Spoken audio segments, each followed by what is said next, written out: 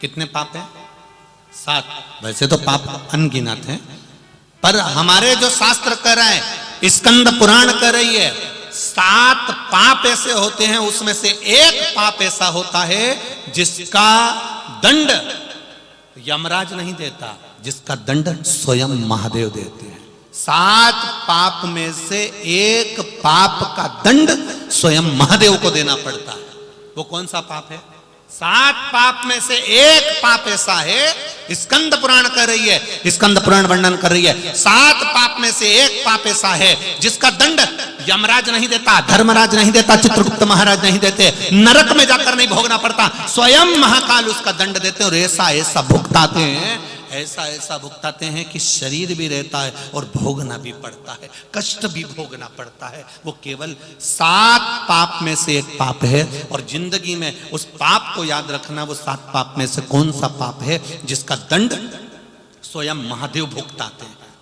अब लोग कहेंगे गुरुजी ये पाप का दंड तो यमराज को भुगताना चाहिए, धर्मराज को भुगताना चाहिए, चित्रगुप्त को भुगताना चाहिए, फिर भगवान महादेव क्यों भुगताते हैं? शंकर भगवान कर रहे हैं 7 पाप में से स्कंद पुराण कहती है एक पाप ऐसा है जिसका भोग भगवान देवाधिदेव महादेव मरने से पहले भुगता देते हैं, मृत्यु से पहले भुगताते हैं। वो कौन सा पाप है? किसी गर्भवती नारी को और रजो धर्म वाली नारी को, गाली बकने वाले व्यक्ति को, अपशब्द कहने वाले व्यक्ति को मरने से पहले शंकर भुगताता जरूर है, ये निश्चित है। कौन को? जम के बोलिए जरा, जरा जम के बोलो, जरा मालेगांव वालों, ये कथा बड़ी विचित्र है स्कंद पुराण की, जरा इसका स्मरण करिएगा। कौन को? गर्भवती नारी। कोई नारी गर्भ से है, कोई स्त्री गर्भ से है, उसको कोई ने अपशब्द कह दिया, गाली दे दिया, ताना दे दिया, खूब आड़ा टेढ़ा बोला, खूब गालियां दी, जिसने दिया वो तैयारी कर कर बैठ जाना कि मरने से पहले तुझे भुगतना पड़ेगा। कोई रजो धर्म से है, रजस्वला है, 7 दिन तक 5 दिन तक नारी काम नहीं कर पाती है, 5 दिन 7 दिन मंदिर में नहीं जाती है। रजो धर्म के समय पर अगर उस नारी को किसी ने गाली दी है, अपशब्द कहा है, ताने दिए हैं, कोई ने आड़ा टेढ़ा बोला है, उसको भुगतना पड़ता ही है। 7 पाप में से एक पाप ऐसा है जो महादेव मरने से पहले भुगता देता।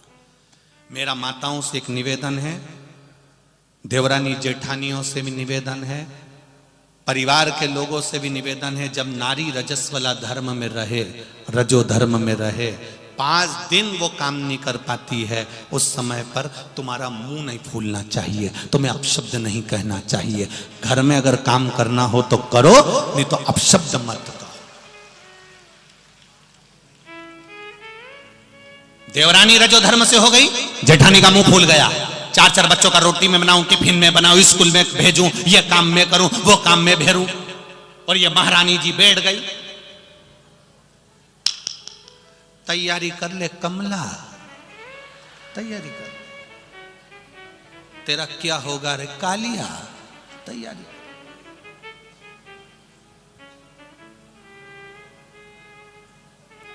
ननंद रजो धर्म से हो गई, और ननंद बिचारी रसोई घर में नहीं जा सकती, और भाभी का मुंह भगोना हो रहा, तो सुन ले री लीला, समाप्त तेरी लीला। बहुत विचित्र शिव महापुराण की कथा है, इसको समझने वाला ही समझ सकता है। अब तुम सब बैठी बैठी सोच रही होगी